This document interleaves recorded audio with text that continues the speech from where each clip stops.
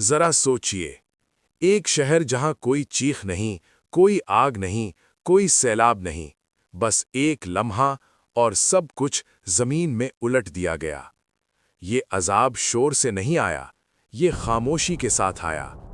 یہ وہ قوم تھی جو بازاروں میں ناپ تول میں دھوکہ دیتی، کمزور کو دباتی اور طاقتور کو سلام کرتی تھی۔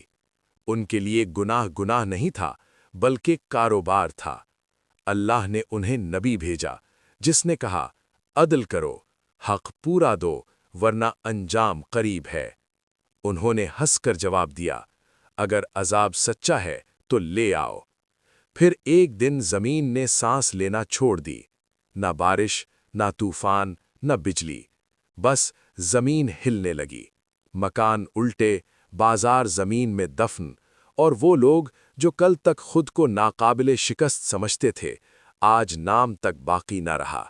سبق سادہ ہے، جب ظلم معمول بن جائے تو عذاب اچانک آتا ہے۔